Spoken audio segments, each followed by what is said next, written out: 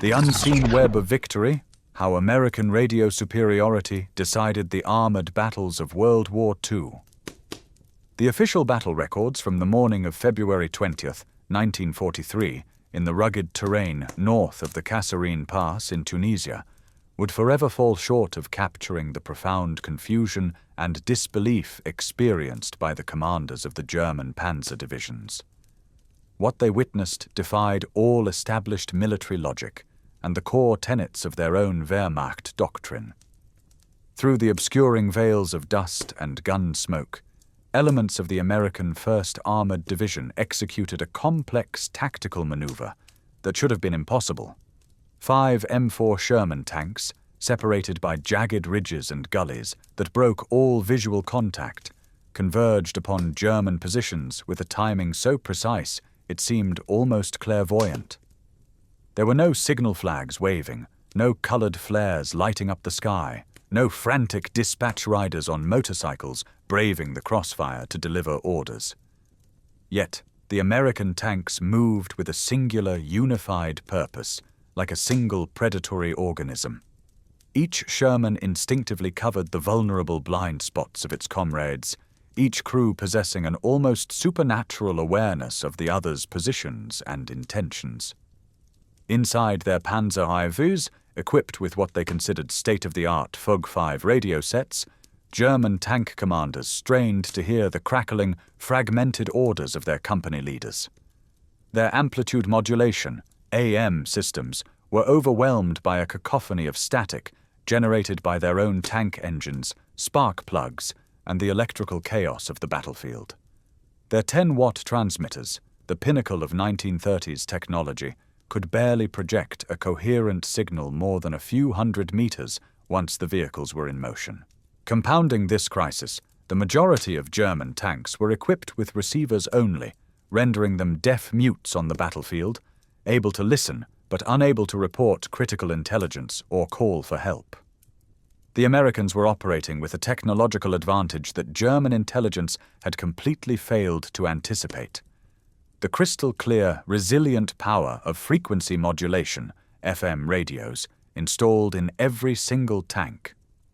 This was not a marginal improvement. It was a quantum leap in battlefield communication. While German networks descended into incoherent noise, the American FM sets cut through the din with knife-like clarity. This hidden decisive edge of the Second World War was being revealed not in the raw metrics of steel thickness or artillery shell caliber, but in the invisible electromagnetic spectrum that bound every American tank crew into a cohesive, thinking whole, a capability the Wehrmacht High Command had never even conceived as possible.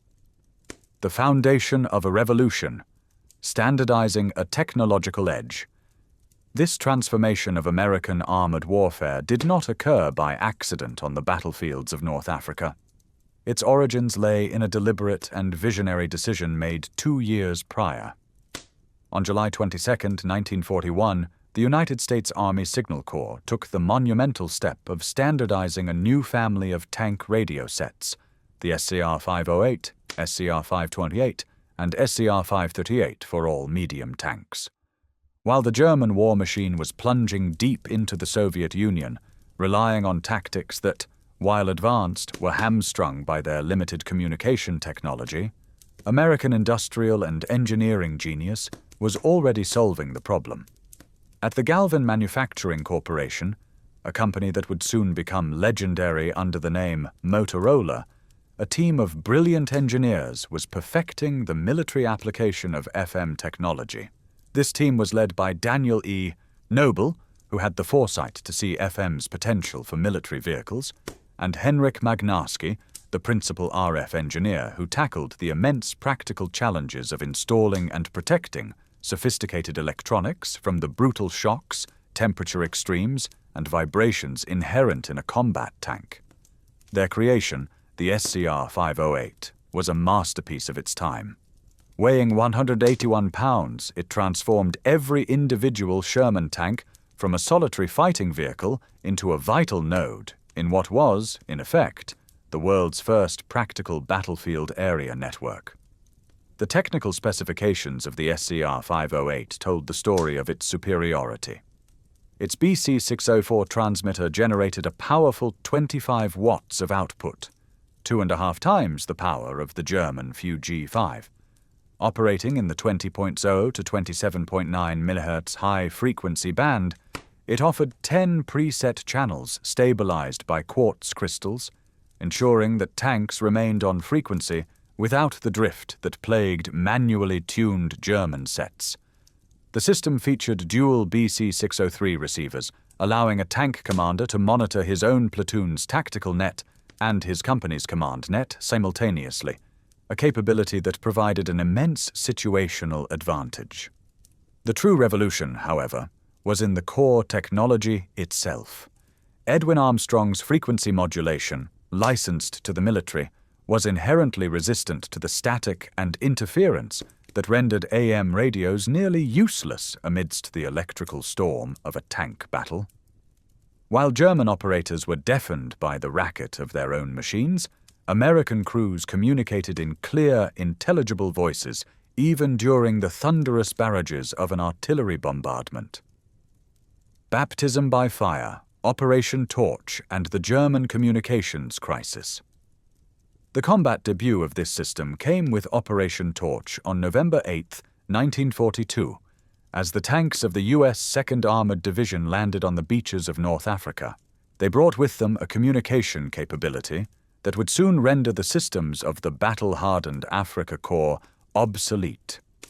Despite being the Wehrmacht's most experienced and formidable armored formation, the Afrika Korps labored under severe and crippling communication constraints. The standard German tank platoon of 5 vehicles was a hierarchy of information poverty. Typically, only the platoon leader's tank, and perhaps one other, were equipped with a full FUG-5 transceiver. The remaining 3 or 4 tanks carried only the FUG-2 receiver. They could hear orders, but they were utterly incapable of transmitting. They could not report enemy movements, call out threats, request support, or even acknowledge they had understood an order.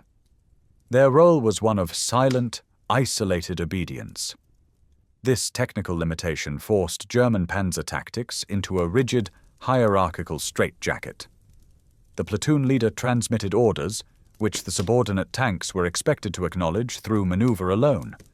This system possessed a critical, catastrophic vulnerability. The command tank, often identifiable by its prominent extra antenna, became the linchpin of the entire unit.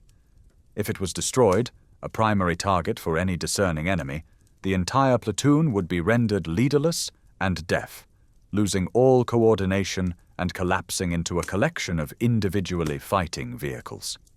This stood in stark contrast to the American system, where the loss of a platoon leader simply meant the next senior crew, in any tank, could instantly assume command using their identical, fully functional radio set.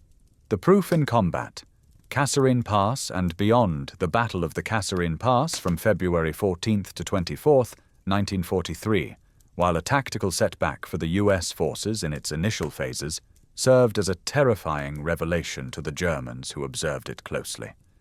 In the midst of the chaotic retreats and engagements, scattered elements of the U.S., 1st Armored Division demonstrated an uncanny ability to maintain command and control across a front spanning over 50 miles. Tank crews from different companies, who had never trained together, were able to coordinate defensive stands, warn each other of flanking threats, and call for precise artillery support through their clear FM networks. German signals intelligence units, intercepting these American transmissions, filed bewildered reports, noting the exceptional clarity and the high level of coordination. The 10th Panzer Division's intelligence section explicitly noted that American units maintained flawless communication at distances where German radios would have produced nothing but an impotent hiss of static. The most disturbing realization, slowly dawning on German analysts, was that every American tank appeared to be a command vehicle, capable of both receiving and transmitting. The German FUG-5, operating on AM in the 27.0 to 33.3 MHz band, suffered from fundamental physical limitations. Its 10-watt transmitter could manage 2 to 3 kilometers under ideal stationary conditions, but this range collapsed to mere hundreds of meters when the vehicles were moving, as every mechanical action generated interference the AM system could not filter out. As the war moved to Italy in September 1943, the American advantage became even more pronounced. The mountainous terrain of the Italian peninsula, which should have neutralized radio communication, instead became a showcase for the robustness of FM. The SCR 508's frequency modulation handled the multipath interference caused by radio waves bouncing off rocky valleys far more effectively than AM. American tank platoons, separated by entire mountain ridges, coordinated attacks with a precision that German doctrine insisted was impossible without direct line of sight. The after-action reports of the 1st Armored Division described such coordination as a routine occurrence, even at distances that would have completely silenced German radio nets. Adaptation and ultimate dominance, Normandy and the race across France. The D-Day landings on June 6, 1944, saw Sherman tanks rolling onto the beaches of Normandy, their SCR 508 radios already maintaining critical contact with naval fire support ships, a level of joint service coordination impossible for the Germans. However, the brutal close-quarters combat of the Normandy bocage, hedgerows, exposed a single critical flaw in the American system: a lack of interoperability with their own infantry. The infantry's superb SCR 300 walkie-talkie backpack radio operated on a different frequency band, 40.0 to 48.0 MHz, than the tanks, 20.0 to 27.9 MHz. This communication gap proved deadly in the labyrinthine hedgerows, where German infantry armed with Panzerfausts could stalk and destroy American tanks, while nearby American infantry had no way to radio a warning. Characteristically, the American response was swift, practical, and decentralized. Tank crews, in a brilliant display of field improvisation, began mounting standard EE-8 field telephones inside empty ammunition boxes welded to the rear of their tanks. These were wired directly into the tank's internal intercom system. By the time of Operation Cobra in late July 1944, this simple modification had revolutionized tank-infantry cooperation, closing the last major gap in the American tactical network. Operation Cobra, July 25 to 30, 1944, represented the full, terrifying flowering of American radio superiority. The U.S. 2nd Armored Division, under Major General Edward H. Brooks, coordinated the movements and fires of over 200 Sherman tanks through an intricate, responsive radio network that granted commanders unprecedented real-time control of the battlefield. To the defending soldiers of the Panzer Division, once one of Germany's most elite formations, the Americans seemed to possess a supernatural awareness. Tank platoons would instantly pivot to meet threats reported by units miles away. Artillery strikes, coordinated through tank-based forward observers, would rain down on German positions within minutes of their identification. The contrast with the German situation was stark and tragic. The decimated Panzer Division was suffering from what can only be described as communication poverty. Most of its remaining tanks operated without any radios at all, forced to rely on hand signals and flags in terrain where visibility was often less than 100 meters. The few functioning Fu-G5 radios were plagued by their inherent limitations, their range and clarity so reduced by interference and damage that effective higher-level coordination became a fantasy. The roots of failure, doctrine, industry, and a fatal misdiagnosis. The profound irony of this situation was that Germany had been the pioneer of radio use in armored warfare. General Heinz Guderian, the architect of the Blitzkrieg, had been a fervent advocate for equipping tanks with radios since the 1920s. His seminal book, Achtung, Panzer, 1937, had emphatically stated that reliable wireless communication was the absolute essential ingredient for successful deep armored operations. Guderian had personally overseen the development of the radio communication systems that made the early blitzkrieg victories in Poland and France possible. He understood that speed and surprise were useless without control. Yet by 1943, the very nation that had invented the concept of combined arms warfare with radios at its core could no longer produce the equipment its own doctrine demanded. German industrial statistics reveal the depth of the crisis. In 1943, German factories produced approximately 5,700 medium and heavy tanks, Panzers, Panthers, and Tigers. However, they manufactured fewer than 2,000 full Fu-G5 transceivers. These scarce radios were prioritized for command vehicles and assault guns, leaving regular line tank units desperately short. For context, the Soviet Red Army, America's other major ally, was in an even more dire communication state. The legendary T-34, for most of the war, typically went into battle without any radio at all, its commanders relying on flag signals from the platoon leader, a practice that had led to catastrophic losses and disorganization in 1941. Even by 1945, only about 25% of Soviet tanks carried radios, many of which were American Lend-Lease SCR 508s. This comparison throws the American achievement into sharp relief. While the Soviet Union struggled to equip a quarter of its tanks with any radio, and Germany could only manage to equip a fifth of its tanks with full radios, the United States achieved 100% deployment of the most advanced FM radio system in the world to every single one of its 49,124 Sherman tanks. This was a triumph of American industrial mobilization. Motorola's Chicago factory, which had manufactured car radios before the war, was retooled into a production powerhouse. Each SCR 508 was a complex assembly of 2,748 individual components, including 474 capacitors and 385 resistors in the transmitter alone, all built to withstand the rigors of combat. The production numbers are staggering: 3,800 sets in 1942, 11,400 in 1943, and 24,000 in 1944, for a total wartime production exceeding 50,000 units. The tactical and psychological chasm, the advantages of the SCR 508 extended far beyond the basic use of FM. Crystal-controlled stability meant channels, once set, remained locked in. German variable capacitor tuning was prone to drift, knocking tanks off the net. The dual receiver capability gave American commanders a god's-eye view of the battle, listening to both their immediate subordinates and their own commander at the same time.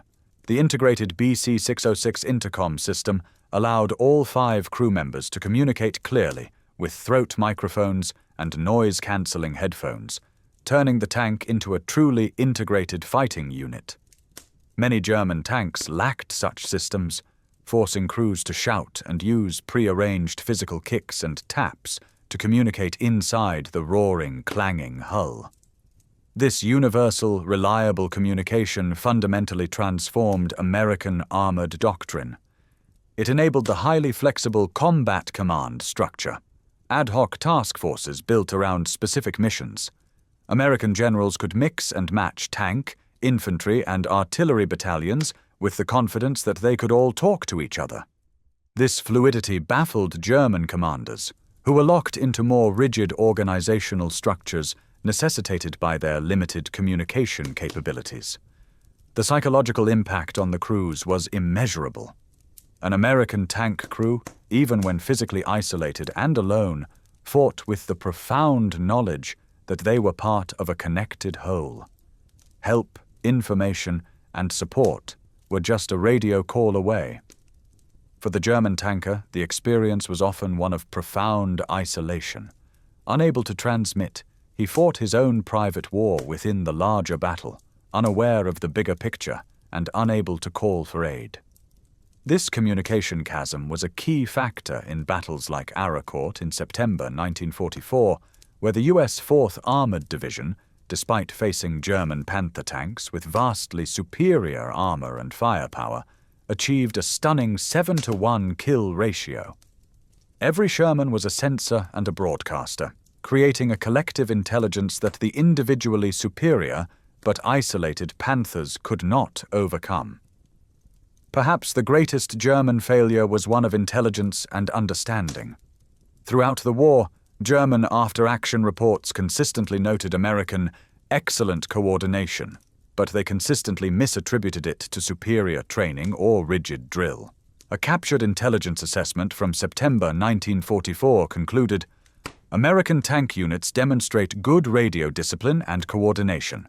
This appears to result from extensive training and rigid communication procedures. They completely missed the technological foundation. Consequently, German tactics never adapted. They continued to target command tanks based on antenna configurations, not realizing every Sherman could command. They planned ambushes assuming American units would lose cohesion when separated, not comprehending that radio contact maintained that cohesion regardless of visual contact. Conclusion: the network versus the platform. By the war's final months, American communication superiority was absolute. The seizure of the Ludendorff Bridge at Remagen in March 1945 was a classic example of network-centric speed defeating a platform-centric enemy. The discovery of the intact bridge was radioed up the chain of command, and within hours, entire divisions were shifting to exploit the breakthrough. The German defenders, reliant on landlines that had been systematically severed by Allied air power, could not respond with a fraction of the speed or coordination. In the end, the story of the Sherman tank's radio is the story of a victory won not in the dimension of steel and high explosives, but in the invisible realm of the electromagnetic spectrum. The 181-pound SCR 508 radio transformed the adequate M4 Sherman from a mere platform into the key component of a revolutionary weapons system, the networked armored formation. Germany built better individual tanks, but America built a better system. Whether apocryphal or not, the sentiment attributed to Field Marshal Wilhelm Keitel at the surrender, "We knew how to build better tanks, but you knew how to make them work together," captures the essential truth. The revolution in military affairs that historians often date to the digital age truly began in the deserts of Tunisia and the hedgerows of Normandy. It established the enduring principle that in modern warfare, the connected will defeat the isolated, and the network will, ultimately, defeat the platform. The side with superior information sharing and coordinated action will triumph over the side that relies on individual, however magnificent, isolated weapons.